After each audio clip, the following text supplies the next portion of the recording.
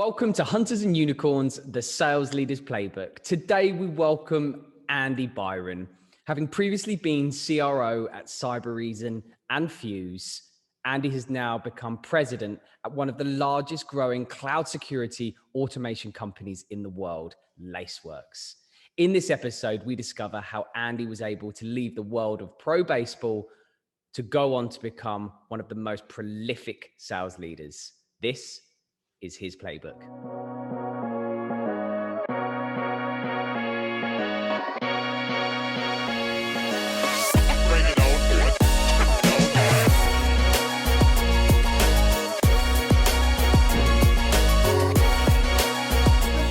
Series of 33 CXOs, we investigate one of the greatest success stories in the history of software sales. 33 CXOs learnt the playbook from one man, John McMahon, a legacy which stretches back to the late 90s at a company called PTC. They were later reunited at BladeLogic, which was acquired by BMC. What happened next was truly remarkable. These CXOs went on to become the most prolific sales leaders in the software industry.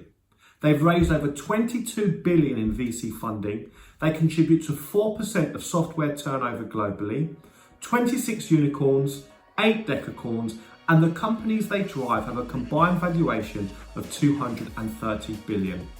At Hunters and Unicorn, we're revealing their playbook.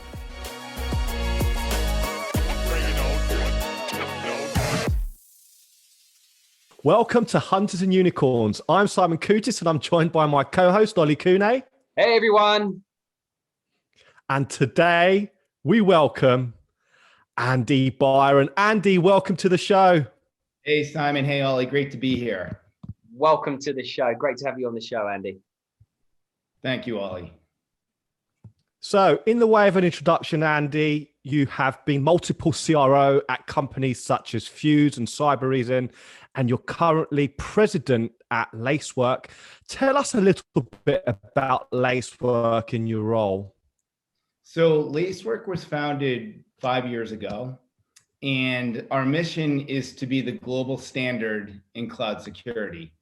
And we provide a security platform that allows our customers visibility and control over all their activities across their cloud environments. And as you know, as more and more companies are either born in the cloud or move more applications into the cloud, the security of these environments becomes ever more critical. Because of the nature of what we do and the criticality of what we do, we've experienced some great growth over the last 3 years. Each year, we've grown over 300% year over year. We don't see that slowing down. We now have over 200 customers around the world. And my responsibility as the president is to make sure that we have an effective sales team, an effective marketing team, and an effective customer success team that allows us to have happy customers 24/7. So that's my role within Lacework. Yeah, and it's a great trajectory. Series C, so you've had 74 million in funding, is my understanding, and most of that has been led, or all 3 rounds have actually been led by Mike Spicero at Sutter Hill. Is he going to pull another? Is he going to pull another one out the bag? We think so. So as you can read, it's well documented now on Mike's success, and Sutter Hill Ventures and Mike and myself and our CEO and our executive team and the incredible team that we're building here at Lacework really believes that we can be the next big win coming out of Sutter Hill Ventures. Yeah. So it's really interesting because you are rolling out quite an exceptional playbook at Lacework, and you can already see that from what we're hearing in the market, how amazing that is. And we are going to talk a lot more about what it is that you're doing at Lacework.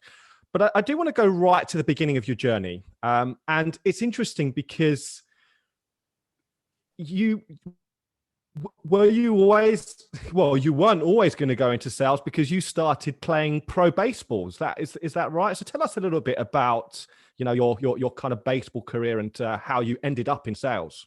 Yeah, absolutely, guys. So I grew up in the suburbs of Boston, and growing up with two brothers, we were super competitive, and I really, gravitated towards sports, and in particular, baseball. I was a huge Boston Red Sox fan here in the Boston area, and it was something over time that allowed me to do things like, go to the college I wanted to, meet a bunch of great friends over the course of my life.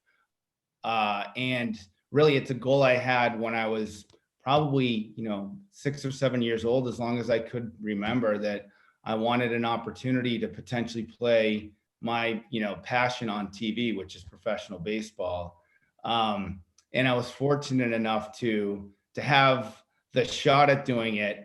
However, I quickly realized, that my talent was not going to take me to the TV. So, so it's something that I really cherish. It's something that being able to play professional baseball, I kind of, try to call upon every day, and some of the things that I do in my current job. You still play? So tell us. Oh, sorry. I was about to say, do you still play at all? Semi or you time? You don't want me throwing anything right now. No, I have not played baseball for a long time. So I was just going to say, just tell us a little bit about that mindset of having to realize within yourself and say, this isn't going to work, and then how you then found yourself in the world of sales. So, I guess, Ollie and Simon, when I went to university here in the States, the only thing that I really thought I wanted to do was play sports, play baseball. And after playing a couple years in the minor leagues throughout the United States, you quickly realize that that's not, the difference between that and then being able to make it to the major leagues and play on TV and fulfill your lifelong dream. There's a lot of variables that impact whether or not you're going to do that or not. And I quickly came to the realization that was probably not in my future. I also came to the realization that I was lucky enough to have a 4-year college degree, and I wanted to go put that to good use. And I decided that, after a couple years to stop kind of pursuing a dream that was probably never going to come to fruition. And I wanted to go and apply all the competitiveness that I had and really enjoyed in playing sports to something outside of sports. And, you quickly realize when you don't have a doctor's degree, or you're not an accountant, or you're not a lawyer, or you don't have a specialty degree, that your choices are somewhat limiting unless you want to go back to school, which, I did not want to. So I started to say, well, maybe I can go and apply this towards something that you're measured on every quarter and every day and every week, which is sales. And it's something that I got into right after playing sports. And it's something that I've done for the past 20 years and I've thoroughly enjoyed. Do you think that foundation in sport really gave you a lot of the kind of attributes that have enabled you to have the success that you've had? I think so, Simon. When I reflect back on some of the things that have enabled me to have some of the success I've been able to enjoy in my career and in my life, I think sports is at the heart of it. And I would absolutely say yes to that. Yeah. So you found yourself having stopped playing baseball. Was Nortel your first role in sales? It was actually with the company called Bay Networks. And Bay Networks was acquired by Nortel. And I remember coming home from Tennessee, which is the last place I played baseball. And I didn't know what to do. And I knew that I needed to be able to apply my competitiveness to something in my career. And I also knew I needed money. That was really important to me because I was broke. And I ended up applying to a company called Bay Networks. I couldn't spell technology at the time personally. And the hiring manager had me in for an interview and liked the fact that I played sports. That's one of the reasons actually that I got the interview. And they offered me a job right there on the spot, and they gave me 3 choices to move to. But this was on a Thursday, and I had to be in one of these 3 choices on Tuesday. It was either California, Pittsburgh, Pennsylvania, or Washington, D.C. And the reason I chose Washington, where I ended up going to work for Bay Networks, was because it's the only place I thought my car could get me without breaking it. So, I swear. So I moved down to Washington, D.C., and I joined. That's when I started my career in sales at Bay Networks. It was a great opportunity. They had a great training program, which is another big reason why I went there, not just my car. I knew that I had to go into a company that would spend time training and enabling me and providing me the knowledge I needed in order to be the best professional I could be at sales. So I did that for several years, and then Bay Networks was acquired by Nortel, and I spent a little bit of time at Nortel, but that's really, I'd say, the beginning of my sales career. Would you say you've got it straight away, Andy? No, I would say no. I think that, Ollie, it's something that when you think of sales, you think of something that you go out, you shake some hands, you smile, you have a good conversation, then you ask for an order, and then money falls out of the tree. And I found out really quickly that was not the case, right? I found out really quickly that there are so many subtleties to being successful at sales. And those subtleties, it took me a long time to learn, because I was used to somewhat instant success. Anytime I picked up a ball or a bat or kicked a ball, I was a fairly good athlete, and that came easy to me. And what I found out early in my career was that sales was going to be a long marathon and a long journey.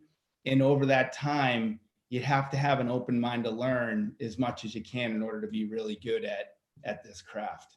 Mm. When you look at the amazing career that you've had, and I don't want to reflect too much because we're right at the beginning of your journey, but I do want to reflect at this moment in time. Do you think to yourself, I could reach the top, or are you literally just fighting for the next paycheck?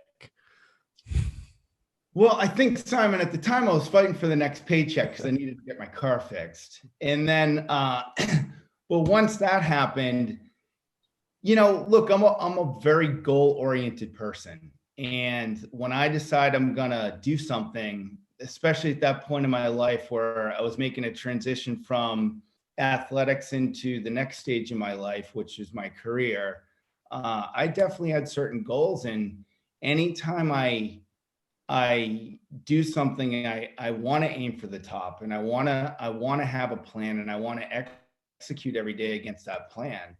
And so I did have certain goals at the time. Early on in my career, it wasn't necessarily about being a president or a CRO or a CEO. It was more about, hey, I want to be the best salesperson in my office. And then from there, I want to be the best, in my district. So, but I did have certain goals that I aspired towards. They just took on a little bit of a different form over the course of my career and over the course of my life. And did you find that kind of area of focus has changed in terms of, those targets that you're setting yourself? Do you think that focus has really evolved over time? Yeah, absolutely it has. I think early on in my career, at least, it was about monetary and making money. That was really important. And then it became about, well, how can I show that I can lead people? And at this point in my career, it's about how can I create a legacy where when I look back, a lot of people can say, hey, Byron was a fair leader, maybe not the easiest person to work for, but he was fair, and he enabled me to do things that I never thought I could do in my career. That's really important to me now. It's not about a title anymore. It's not about necessarily monetary things. It's more about, at this point in my career, what can my legacy be like when I decide not to do this anymore? Yeah. You speak a lot about open mindset versus closed mindset, and I think this is probably a good time to kind of bring that in. So what was your mindset initially, and do you think you've always had an open mindset?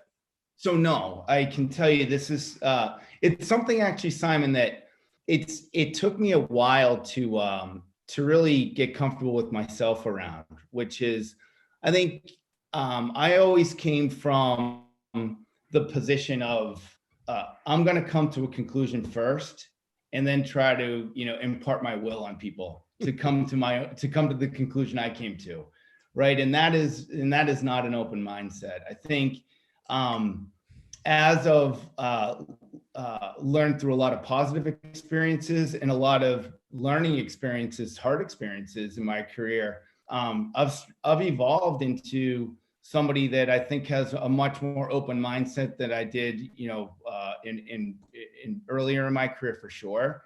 And somebody who's much more purposeful with how they approach their job and the intentions of how they approach their job and what around other people and what the impact is going to be on other people. And that is absolutely not something that I can say I had earlier in my career. Yeah.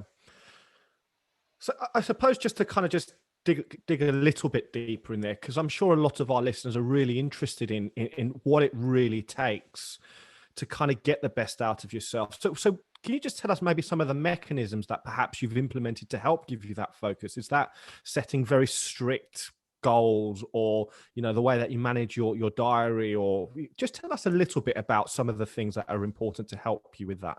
I think, Simon, the biggest thing for me that's had the biggest impact, at least on my career, even recently, is having a purpose behind what you want the outcome to be, and making sure that purpose is well understood by everybody that works with you and around you, and that the purpose is only with the good intentions for the company and for the individuals. And that's something that takes an awful lot of planning, right? So part of how I prepare for being successful is every day planning for what the purpose of this conversation is going to be. What do I want the outcomes to be on that? How do I make sure that everybody understands the outcome, so we're all on the same team driving towards the same intention and the same outcome? Whether that's a one-on-one conversation, whether that's a large group conversation, whether that's a company meeting, or even whether that's a one-off conversation, I really take the time to take a second to make sure that there's a purpose behind every conversation that I have throughout the day. Now, that takes a lot of preparation and planning, and that does take a lot of time management as well. But I make sure I set aside the time to be purposeful behind each interaction I have throughout the day. And that might mean too, Simon, that maybe I don't have 15 meetings in a day that I rush through. Maybe I only have 5, but those 5 meetings are high impact, purposeful meetings that I get to plan for, and I get to make sure that the desired outcomes are met. Do you set time aside for that? At the end of the day, the beginning of the day, the end of the week, or? I do. And it's something that, especially coming into Lacework, I've made a much more conscious effort at doing. I'm an early riser, right? So I'm up, before the sun comes up usually. And during those hours is when I look at my diary, my mind's fresh. And I look through what each meeting is for the day. And I write out, and right here as an example, handwritten notes on, here's what I want this meeting to be like. This is what I think the purpose should be. And whoever I'm talking to, I also think through my preparation before the day starts, what is the outcome that looks good for them as well, right? So it's not just about me, it's about the team, and it's about the right outcome for the company and the right outcome for the team. Yeah, very great insight there. So if you kind of just take us through, so from Nortel, you then made your way through to Navisite, and then Vericenter, where you were Eastern Regional Manager, April 2004 to September 2006, and then you made your way through to BladeLogic. Yes. Tell us a little bit about that. Yeah. So look, I would say that Vericenter was acquired by, so Navisite and Vericenter were in the same space. It was very early. They called them at the time application service providers. It's, I'd say the version 1 of cloud computing. And I was in sales at both of those companies. Vericenter was my first leadership role. I had a great experience there. I worked with a bunch of great people at that company. It's there's a pretty common theme in every company that I've worked for that's been, very successful. And that theme has been that there's been alignment from the executive team down to the field. And that I got to see that firsthand at Vericenter, where I worked for just an awesome CEO. One of my early mentors, his name's Mike Sullivan, down in Houston, Texas. Mike had a pretty big impact in my career at the time at Vericenter. He's the VP of sales. And Vericenter was acquired by SunGard. And I knew I wanted to get out of that space and more into direct software manufacturing sales versus, reselling hosted or co-located applications. And I knew a recruiter, Price Williams, and Brigg Tyson. It's a recruiting firm in Washington, D.C. And I called up those two individuals and I said, who's the best person I can work for and learn from?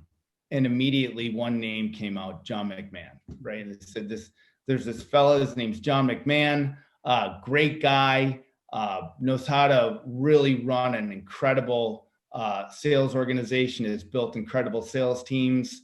And I asked Brigg and Price at the time, how do I go meet John? I need to go meet this guy. And that's kind of how I ended up getting hired at BladeLogic, and been really had an incredible mentor and incredible friend since BladeLogic and John.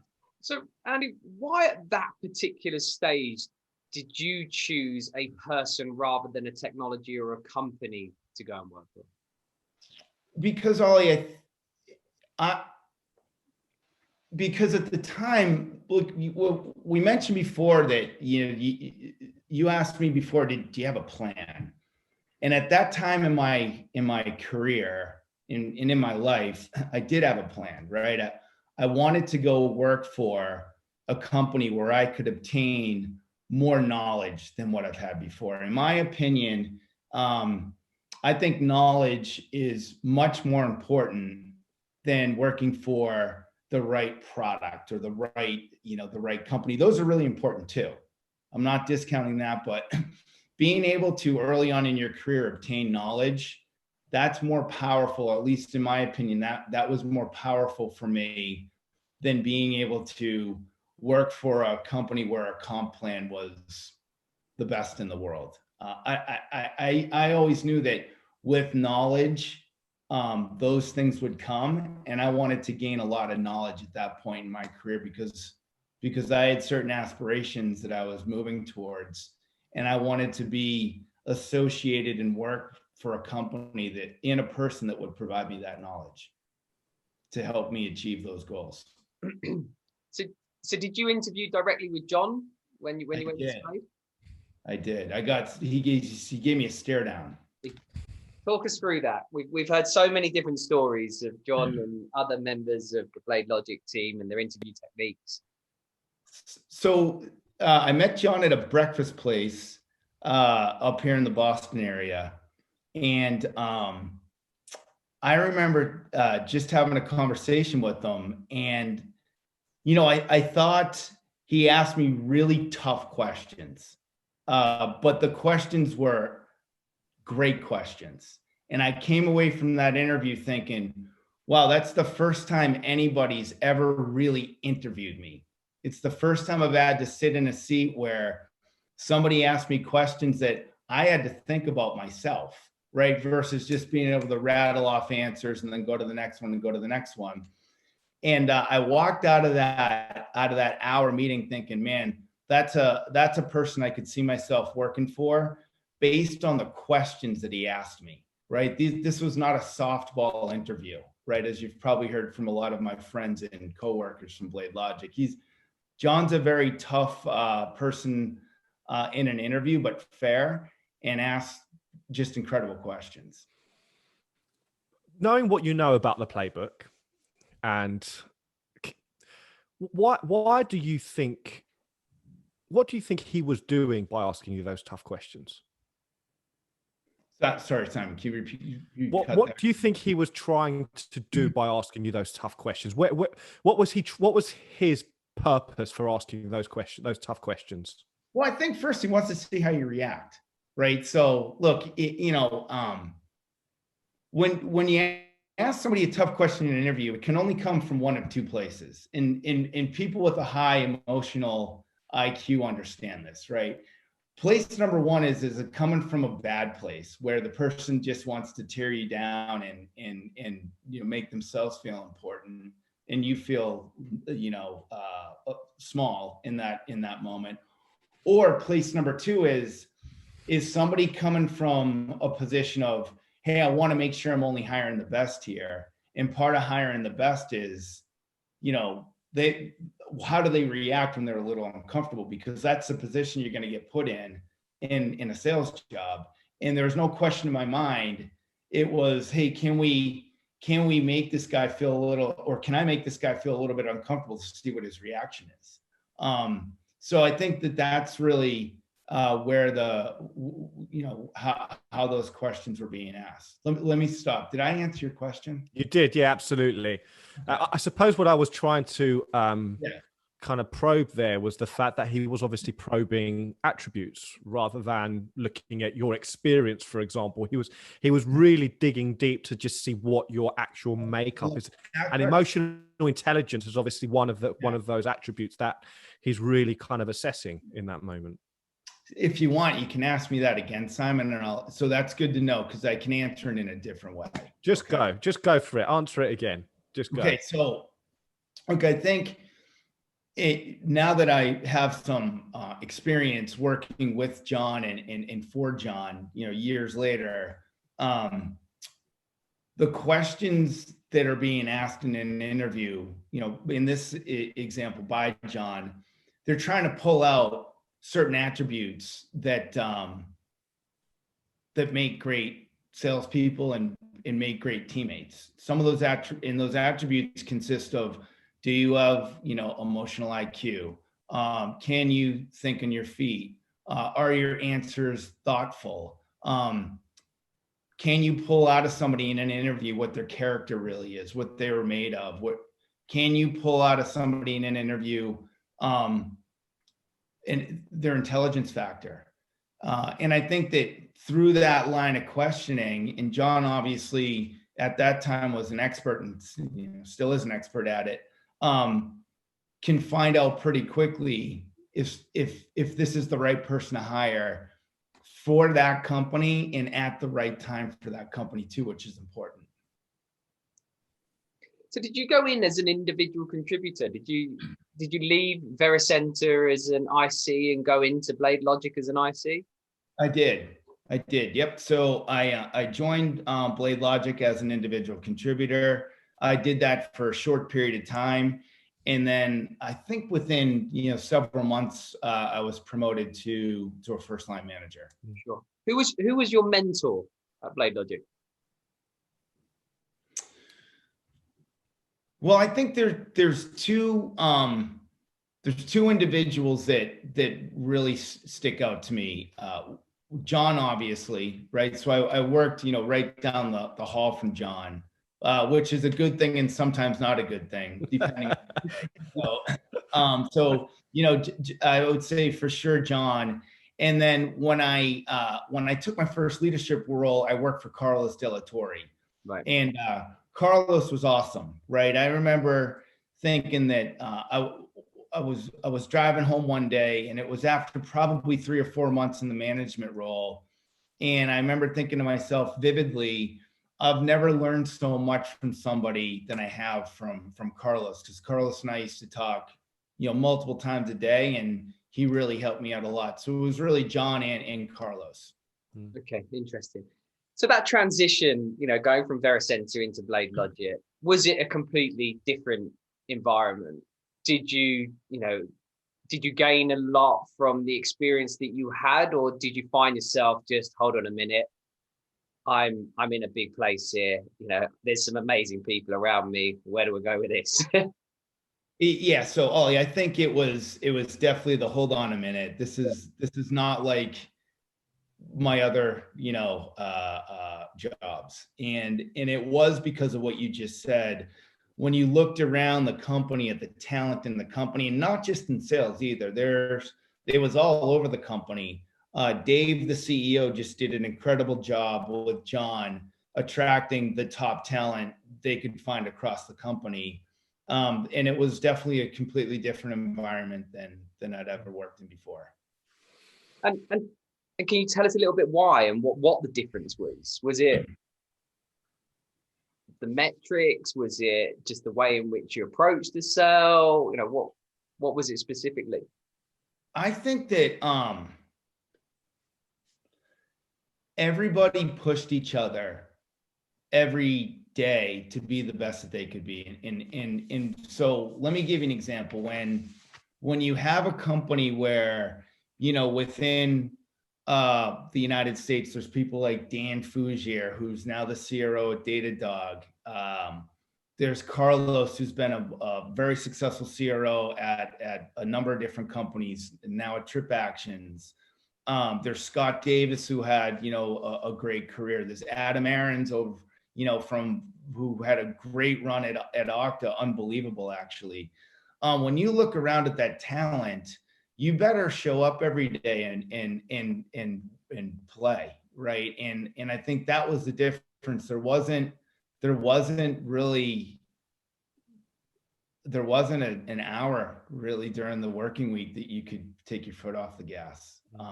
That was the biggest difference. And everybody was pulling in the same direction to try to make each other better.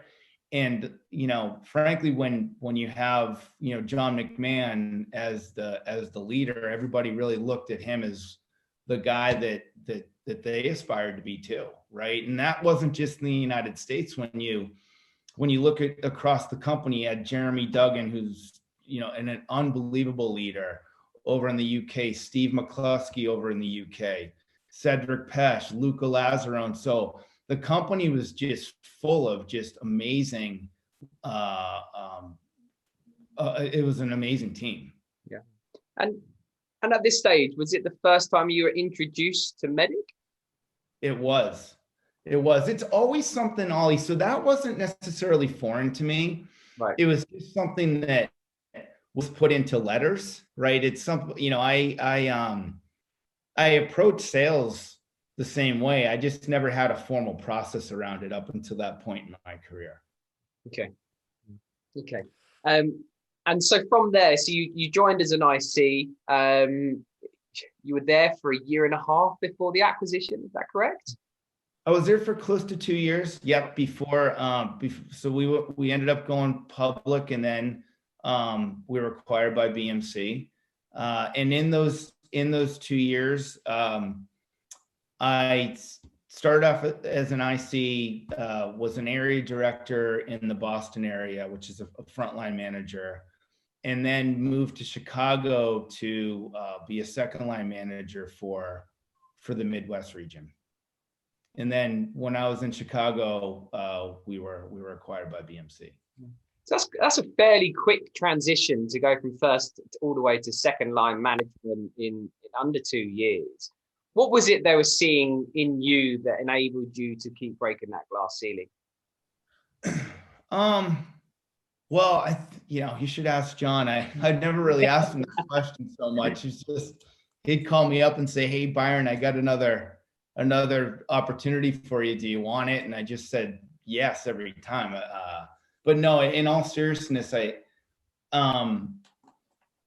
think that I started to become what I would call a student of the game, right? I knew that I did not have all the answers, not even close. I still don't even have close to all the answers to this, but it was more of, I was the sponge around the four things that I started to write down as my four pillars, right? And I was a sponge around these four key areas. And I think that because I was a sponge around these four key areas, it allowed me to be successful.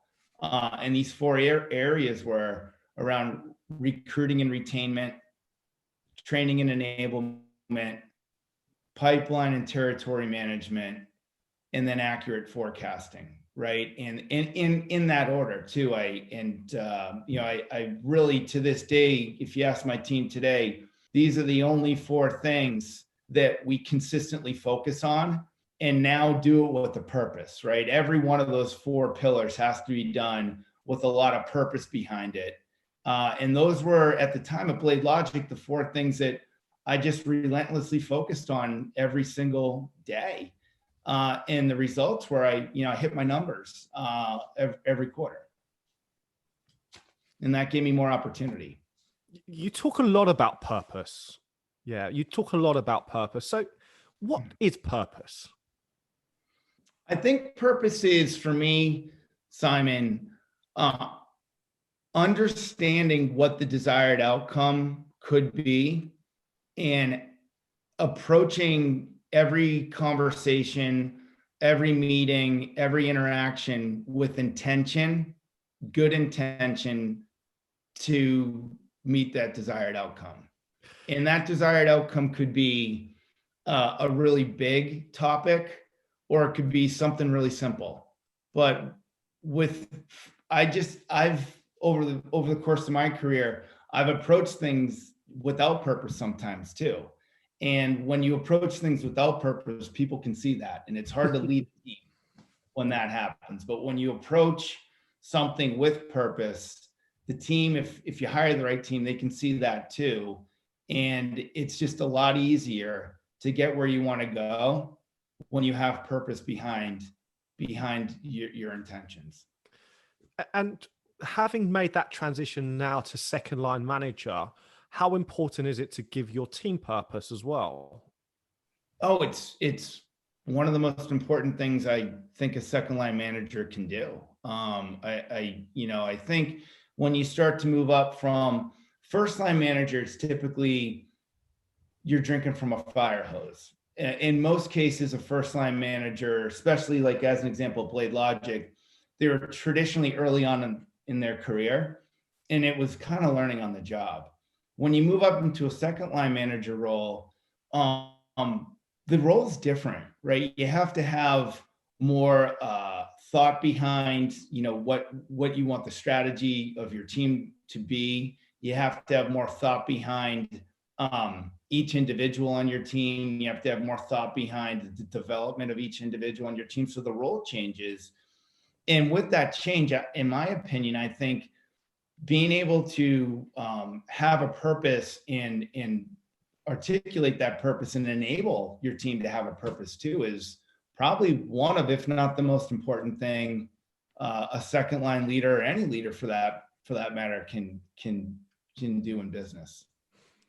And what do you think the outcome is of kind of instilling that purpose is on the team? I think with that type of communication, people understand where they're going. And when you understand where you're going, it gets easier, not easy, but easier to lead an organization to what the desired outcome should be. because there's more transparency around it, and people don't, the organization doesn't feel like they have to guess all the time. It's just very open, very transparent. And in that type of environment and in that type of organization, it's a lot easier to lead. The purpose itself, does it have a short, medium, and long-term purpose? Does it evolve as time goes by? Yeah, I mean, it does. I think that, when I break down across those 4 pillars, for example, where the biggest impact can be and where the biggest kind of purpose is in a quarter, as an example, that ebbs and flows throughout the quarter. Traditionally, at the beginning of the quarter, you want to get your recruiting done. And you want your team to understand, hey, here's the purpose on why we're focusing on recruiting more now than we are at the end of the quarter. Because at the end of the quarter, it's typically about closing business and qualifying deals for the next quarter. So I think that it does it, and that can ebb and flow within a quarter. That can ebb and flow within a week, Ollie. And I think the long-term purpose is, what's the goal over the arc of 12 months or 24 months? I think looking out beyond 24 months, at least in my experience, it gets hard to do, especially in technology, because things move so fast. Yeah. And I suppose, it'd be interesting as we go through your journey. I don't know if it's the right time to ask the question, but I suppose your purpose and identifying different purposes as you go through lines, those higher lines of management to president, it'd be interesting to know how those purposes have evolved into where you are today. But maybe come back to asking that question when we get on to Lacework. You're getting there, man. Sure. So BladeLogic, BMC acquisition comes along. Tell us about that. Tell us about the day that you get it. Oh no, well, you obviously go for an IPO first, and then shortly after, acquisition by BMC. Go through an IPO, acquisition by BMC.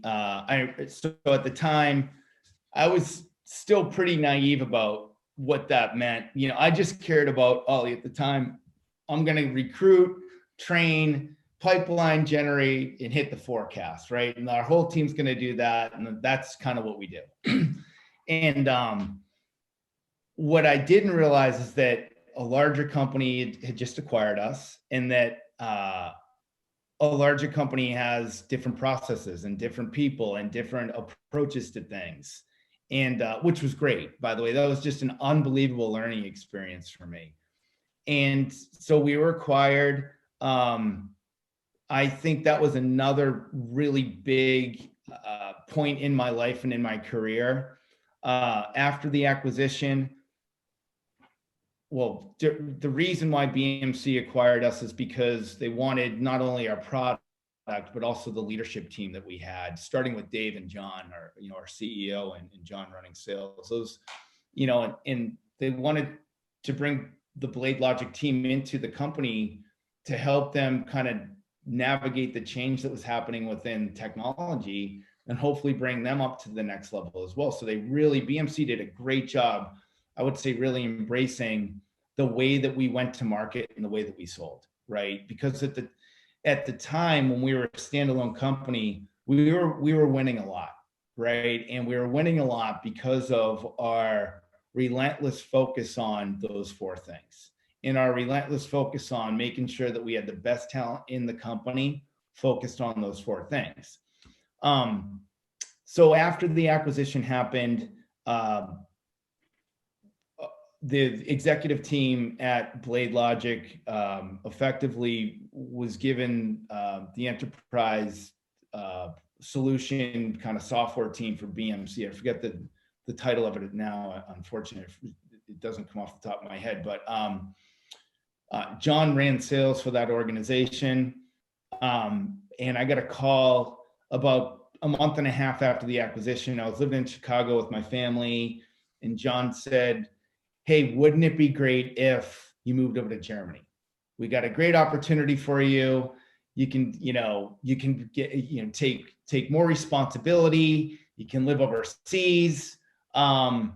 and you get to work for a guy that's awesome, Luca Lazaron. And I kind of knew Luca through a lot of QBRs that we had at the company.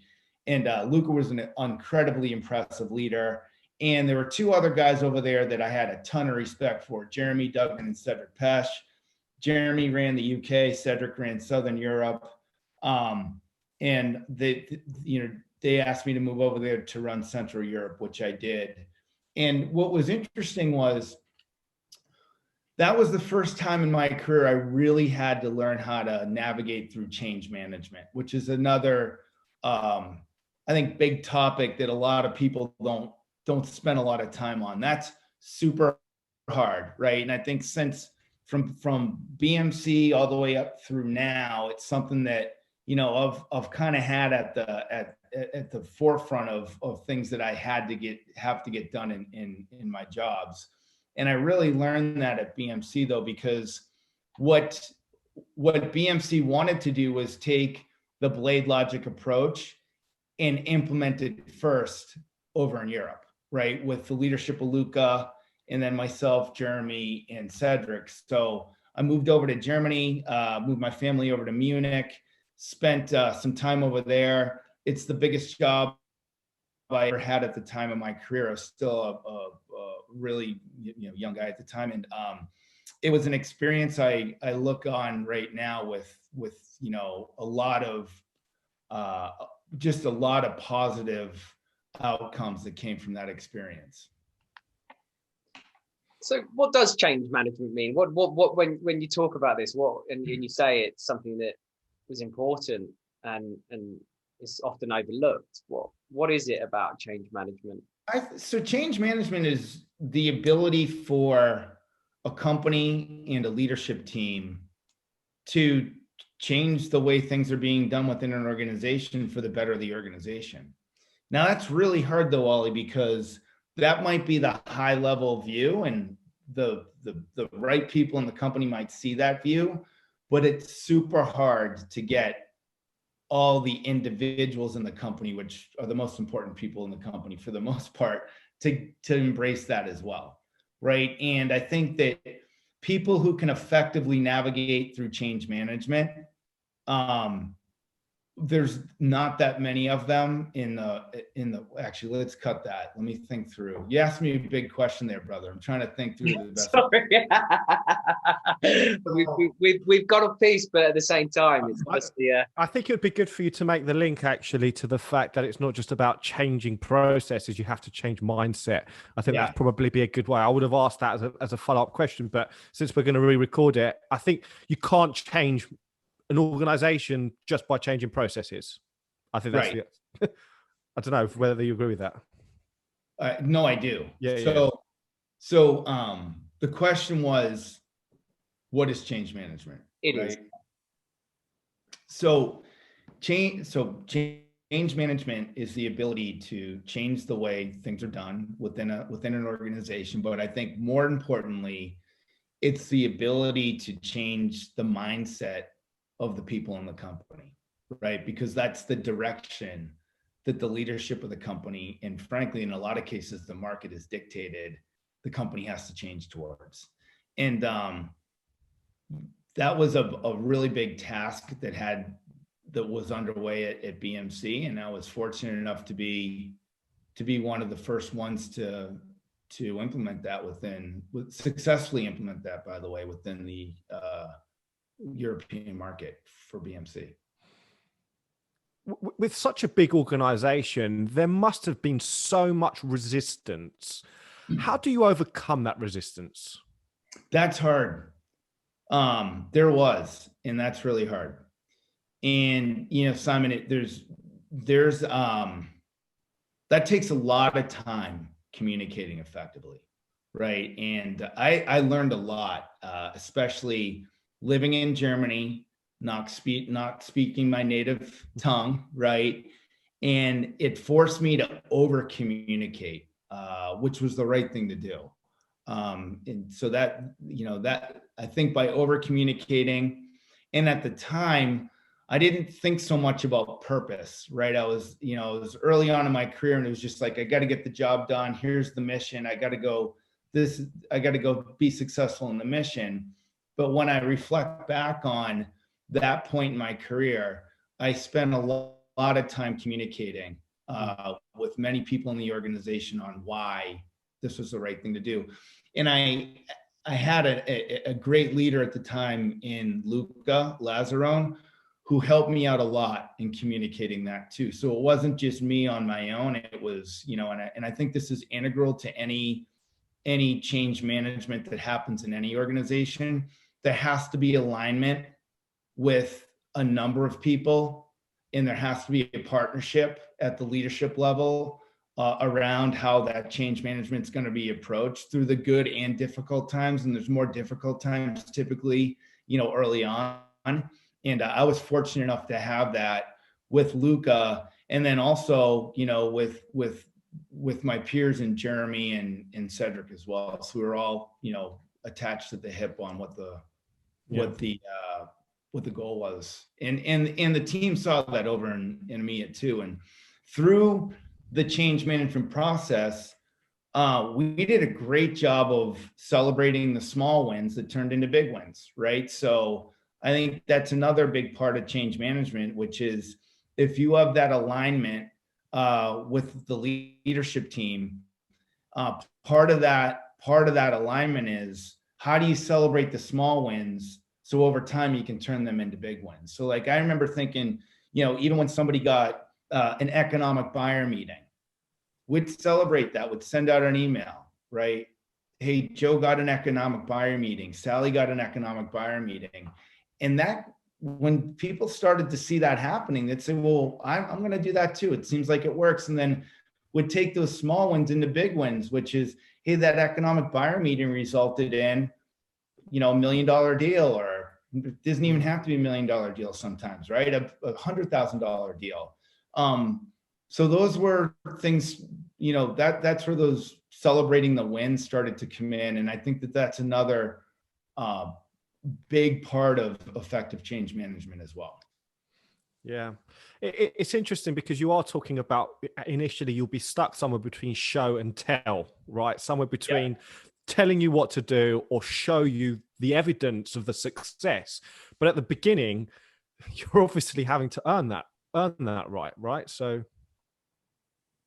Oh yeah. So an American flies into Germany, not speaking. Yes, that was a difficult situation, but I was very fortunate though to have, for the most part, just an awesome team over there too. I met a bunch of great people, and I had, outside of just great partnership with Luca and Cedric and Jeremy, there were a couple individuals over there in particular.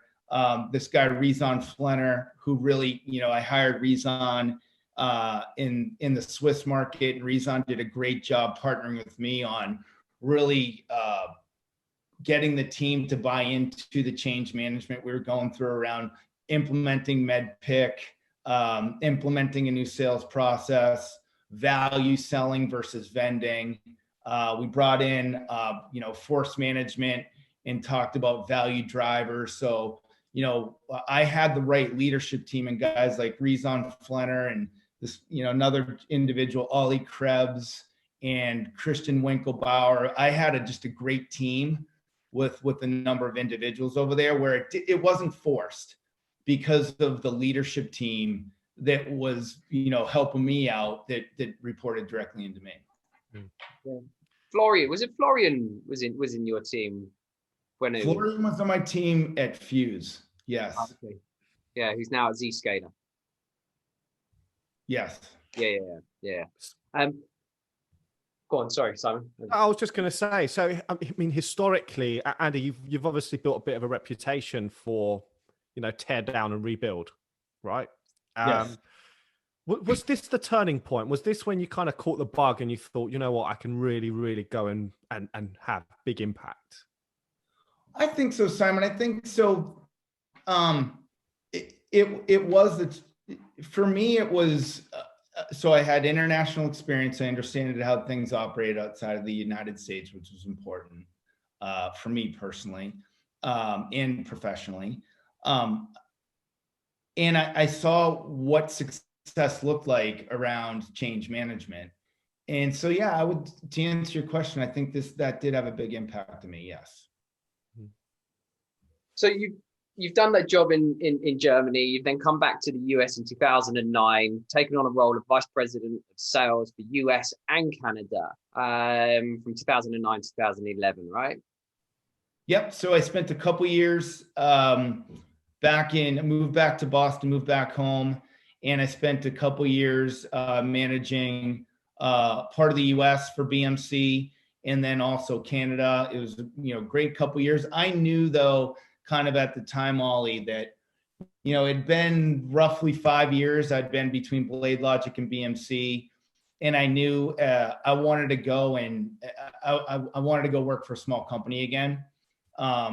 So I started roughly around 2010, starting to figure out what else was out there that would allow me to get back into a more entrepreneurial environment. Okay. Which was the calling of Avexa, right? 2011. Yep. So at BladeLogic, I was incredibly fortunate to meet a bunch of great people. One of them was Vic Vaishnavi, and Vic was like the best marketer I had ever seen. And it was clear to me, at least, and a lot of other people, that after BladeLogic and BMC, Vic's next job was going to be a big job somewhere. And he took the role of CEO at Avexa.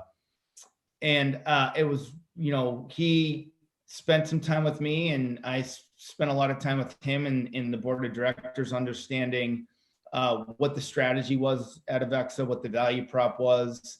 And I felt like that was the right time in my career as well to go try to take a shot at being a CRO. And I went over to Avexa to work for Vic and run the sales organization and build out the sales organization within Avexa. So at Avexa, we had a great run there. We grew the company significantly. We had a nice acquisition by EMC, and I wanted to stay in the Boston area. This is another kind of big choice that I had to make, whether it was, do I want to move out to the Bay Area or stay in the Boston area? I wanted to stay in the Boston area. And I ended up taking a role. At the time, it was a company called Thinking Phones. And I saw a big opportunity there. So Thinking Phones, before I get into the opportunity, Thinking Phones, when I joined, it was not really a startup. It was about 20 million in recurring revenue. It had been in business for several years. It had over 100 customers. I forget the total amount off the top of my head, but I saw a great opportunity there to go work for a Boston company and go disrupt a market that was old, right? In the unified communication market. So that's how I ended up taking a role at Thinking Phones as the chief revenue officer. And then obviously September 2015, you actually got promoted to president and COO. What was the difference between those roles? So as CRO, it was only sales, right? That was my role. And as COO and president, it was all things go to market and a portion of product that was my responsibility. So it was a broader responsibility. Okay. And then Cybereason, January 2017, you then decided to make your way into the world of cybersecurity. Was that a choice? How did Cybereason come about? Was it John McMahon? Was it, what is it that brought you there? Yeah. So Avexa was a security company, and it was in identity and access management. And within my time at EMC, within the RSA division of EMC, there was just quite a bit of conversations about cybersecurity and, endpoint protection. And so I had paid attention to that market for a while. And I had heard of a company through John, and then also through a gentleman by the name of Izar Armani, who's at Charles River Ventures, that he put money into, called Cybereason. So I paid attention to the market. I had paid attention to Cybereason because it was a Boston-based company, and it was a company that was up and coming. And that's how I ended up making the connection to the CEO, Lior Div, within Cybereason, and taking that job. So Cybereason, January 2017, you joined as CRO. Tell us a little bit about your mission there. Yeah, so Simon, my mission was to scale out a worldwide sales organization with common messaging and a common approach to the market, and really go and penetrate the largest companies in the world. So when I joined Cybereason, the company was doing, I don't know, a little south of 20 million in ARR. When I left Cybereason, the company was doing north of 80 million in ARR. We had a global presence. We had become known as one of the industry leaders in endpoint protection. And yeah, it was a great run. Also the company, achieved unicorn status and is funded by some of the best venture capital companies in the world. So having made that transition across from Cybereason, you made the leap into the world of venture capital in CRV, which was actually one of the investors in Cybereason. Just tell us a little bit about why they brought you in and what you were doing. There. Yeah. So look, Simon, I was at a point in my career where I wanted to make a decision on what the second half of my career looked like. And I had known the partner that invested in Cybereason. He was an investor at Avexa, just a great guy. He's a partner at CRV. He asked me to join their firm to help out with some of their investments that they've made, and then also, figure out kind of what my next role was going to be. And I had a great opportunity to meet a bunch of wonderful entrepreneurs there. And one of the things that I did identify was there was a big movement happening, not just to the cloud, which is the obvious piece, but there was another big movement happening around container security and applications being developed in Kubernetes and Docker. And companies were really struggling to figure out, how do we secure the development of these applications in what we would consider an ephemeral environment, rarely where people have access to these containers and can spin up applications? And then how are companies going to secure not just that, but secure the infrastructure that those applications are being deployed on, or those containers are being deployed on, whether it was AWS, Google, Azure, or even in some cases, in internal cloud environment. So I really recognize that there is, a conversion happening between the containerization of applications and cloud infrastructure. And I learned more about that within my experience at CRV, which led me to Lacework, right?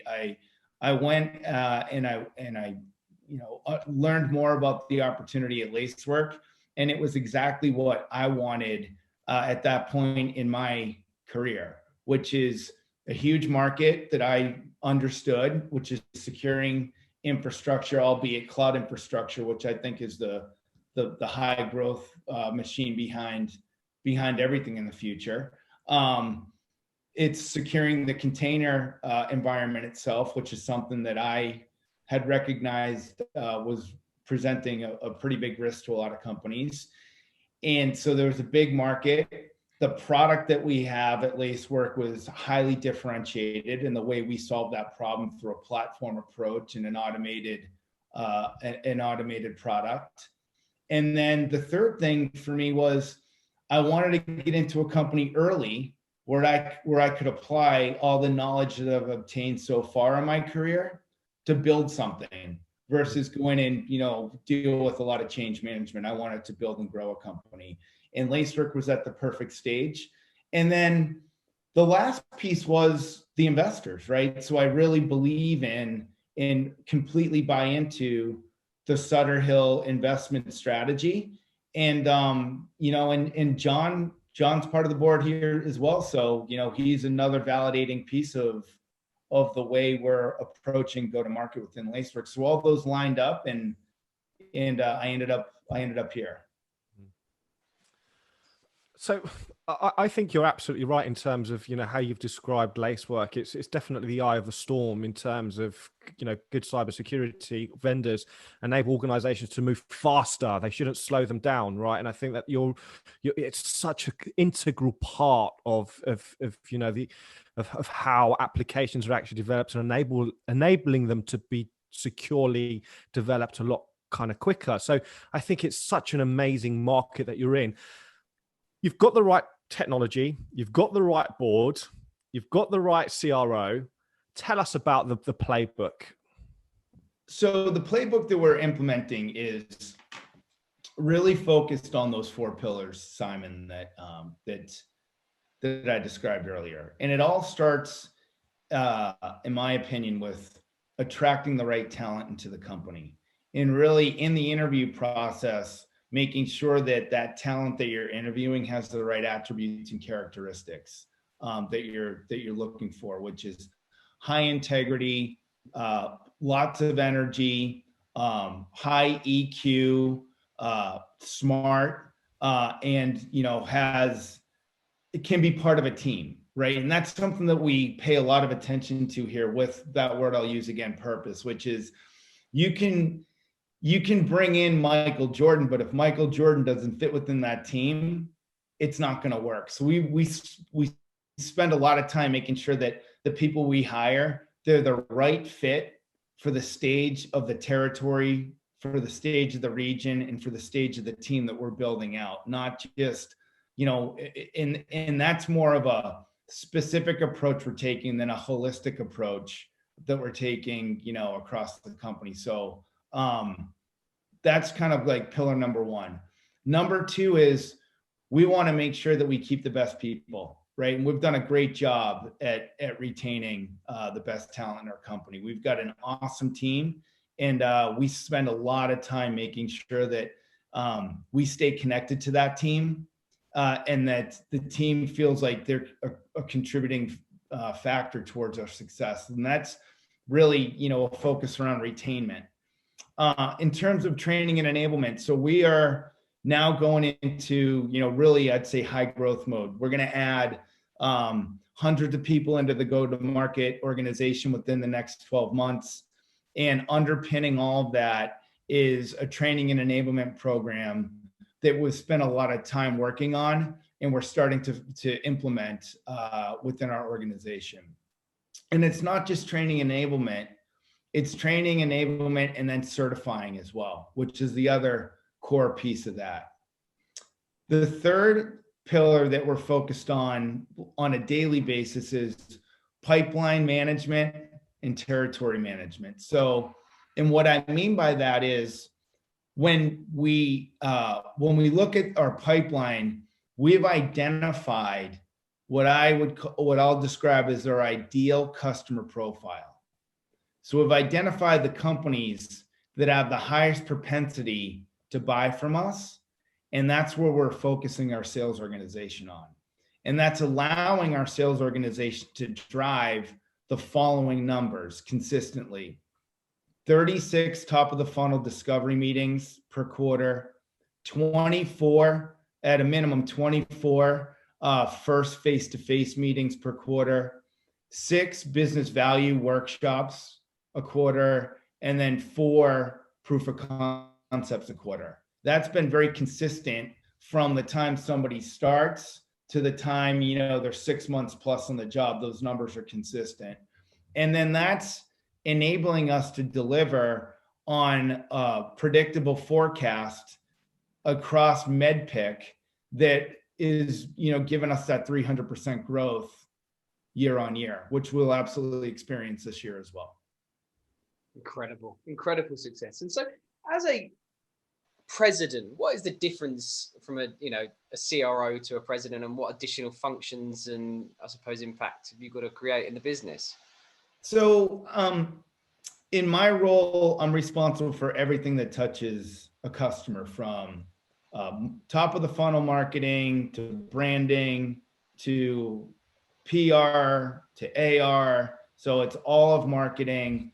And it's also all of sales as it relates to business development, channel development, SEs or SAs, some companies call it, sales engineering, the SDR team, so the inside sales team, and then the outside sales team is my responsibility. And then customer success, making sure that we have happy customers that want to stay with us for a long time. So that's the difference. And I have to make sure that all those things align to one strategy and one goal, and also make sure all those things align to product and engineering, and then also the financials of the company and what our goals are financially. So it's more than just making sure we hit the number every quarter. It's making sure we hit the number, but all the other pieces are aligned to the company hitting the number as well. Sure. I want to introduce a kind of a taboo word, which is KPIs. Well, it's an acronym, a taboo acronym, shall I say, KPIs. You've reeled out quite a few numbers there, right? They're very, very specific. What are your thoughts on KPIs? I think they're critical to the success of a company, right? I think that when bought into, they can be implemented the right way. So a KPI can either be used as a compliance tool, or can be used as a guide to get somebody where they want to go in their job and in their career, and financially, frankly, as well. And I think KPIs, when implemented and bought into, are phenomenal. We're seeing it right here at Lacework. The company flourishes because everybody's bought into these key performance indicators, and the company is basically giving everybody that joins the organization a treasure map for what great looks like, right? And supporting everybody to get to that great. When not bought into, and when not really communicated the right way, I think a KPI can be a negative thing, and it can become a compliance tool. And nobody wants to work in a company where you feel like you're micromanaged, or you have to be compliant to reporting on these numbers. And so I think that's my thoughts on KPIs. But when orchestrated and bought into the right way, Simon, it's one of the most powerful 3 letters a company can have in its corner. Andy, you talk, as you say, you talk about purpose, and you talk about purpose as being a big part of your playbook. Not looking at the purpose to each of your meetings, what's the purpose to Andy? What's Andy's purpose of life at the moment, and where you see yourself going? Have you ever evaluated that? Hey, Ollie, sorry, you broke up with me here. Sorry, I was just asking what your purpose was. So you talk about the purpose to a meeting, you talk about the purpose to what your mission is at Laceworks, but what's your personal purpose? Is there a purpose that you've sat and thought about personally yourself, and where you see yourself getting to? Yeah, absolutely, Ollie. I mean, a lot of people, I've heard this phrase, well, it's just business, it's not personal. I personally don't agree with that, right? Because if you take your job as serious as a lot of the people I work with do, it does become personal. For me, it's very personal, right? And I go to work every day with the purpose of having a positive impact on people's lives and careers. And I want to look back after Lacework and say, I had a positive impact on the employees at the company. I had a positive impact on the outcomes of our customers and what they wanted. We had a positive impact on the market, hopefully being the market leader. And I could have a positive impact in creating a legacy of the best cloud security company in the world, right? And that's what we're trying to build here. So that's my purpose. Interesting. And so you mentioned that you chose, you made a decision on also on opportunities that you've taken on based upon the fact that you wanted to retain in Boston. Is that a personal thing? Is that because you've got your family to consider and, you've moved them to Germany, you've moved them? Yeah. Is there a reason for that? Yeah. So look, pre-pandemic, I was on the road all the time. And I just, when I flew back to Boston, I didn't want to be on the road, again, to go to the company headquarters, right? I don't think it was fair to the people that I surround myself with. So, in my family. So yeah, that was that was the big reason why I decided to stay here and work for local companies.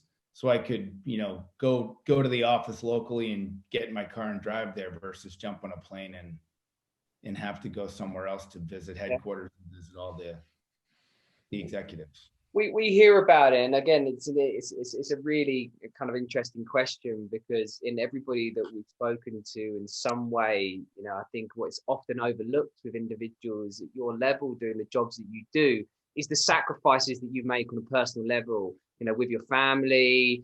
And, as I said, I think, being a father myself, I think it's got to be tough decisions to make on doing those sorts of things. And as I said, the conversations that we're hearing even now, individuals moving their kids out of universities and schools and colleges to take on new opportunities. Yeah, no, definitely. I mean, look, Ollie, for sure, that's the same thing. I had, two boys, and I want to be around as much as I can, as long as they, are still in the house. So yeah. Great. So the final question that we ask Andy on the show is just before we ask the final question, sorry mate, I'd be interested just to ask one more question, which is sure. And I'll ask the question now, so we start from now. So we just released a series which looks at pre-sales, and we've interviewed a number of your colleagues at BladeLogic, at BMC. Yeah. How integral is pre-sales in your playbook? Oh, it's 50% of us winning. Right.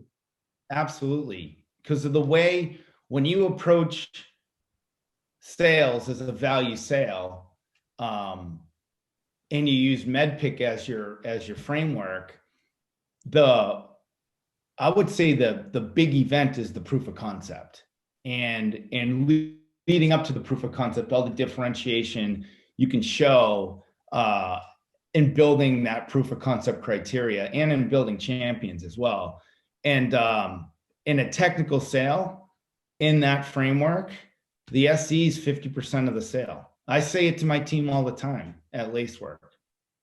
And where did that become apparent for you? Was that at BladeLogic? Yes. Yeah. That was at BladeLogic. Absolutely. It was, the proof of concept was like the Super Bowl at BladeLogic, and the SEs, they were, we had the best SEs in the industry, and they were responsible for our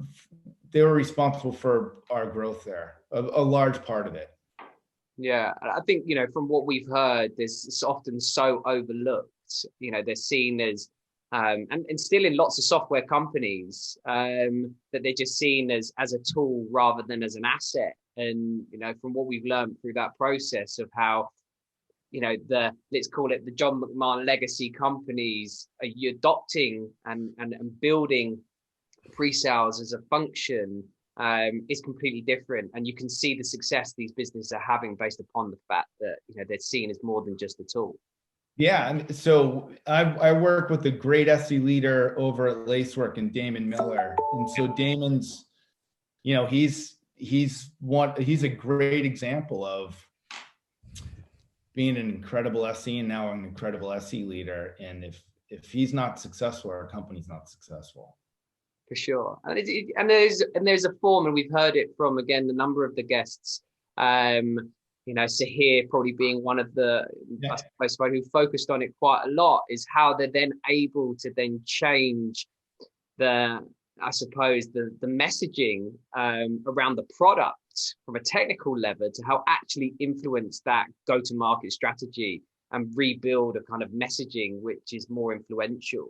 And that comes into having more of a technical mindset, looking at, I suppose, a go-to-market strategy and a commercial understanding. Yes. So the SE role is not only instrumental in winning opportunities and acquiring customers, it's as influential on product and engineering and messaging and where the direction of the product's going. And it's something that I've seen the best SEs in the world have huge influence on within a company too. Fantastic. No, brilliant. Yeah, we've had Damon on the show and he's a great guest. So yeah. Viewers, if you haven't heard it, listen to it. Well, so Andy, the final question that we ask on the show is: Does the hunter make the unicorn? Yeah, 100%. In my opinion, I think that you can have a great product in a huge market, but without an incredible sales force and an incredible go-to-market team, that company's never going to reach its potential. So the hunter does make the unicorn. Great. So this is the point where we summarize on what we've heard today. So I suppose I want to go right to the beginning of your kind of career, because the big theme of this session today has been around purpose. Okay. And purpose has been so fundamental to help you navigate your career in the direction that it's gone. And when you think about purpose is what took you to baseball initially. And it's also what probably took you away from baseball. And I think that your ability to really break it down and not just say, okay, why am I doing this? But actually, how do I translate this purpose into my everyday activity, into my diary, into what I want to get from every interaction, from every meeting, means that you're squeezing all of the potential that you possibly can to work towards the very best outcomes. And I think that this is a building block which has really enabled you to have the career trajectory which has taken you from pro ball, pro baseball to president in such a remarkable time. And I think, you know, it's been a great session. We've learned so much about, you know, yourself and your playbook. And thank you so much for taking the time to speak with us today. It's been an absolute pleasure. Thank you so much for coming on the show. Thank you for having me, Simon and Ollie. I appreciate it.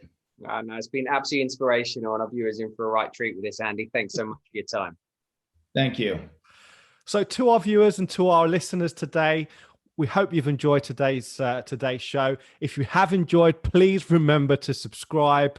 There's lots and lots of content available on our website, so please do check out somuchsoap.com/blog, and we look forward to welcoming you for another session soon. Thank you very much.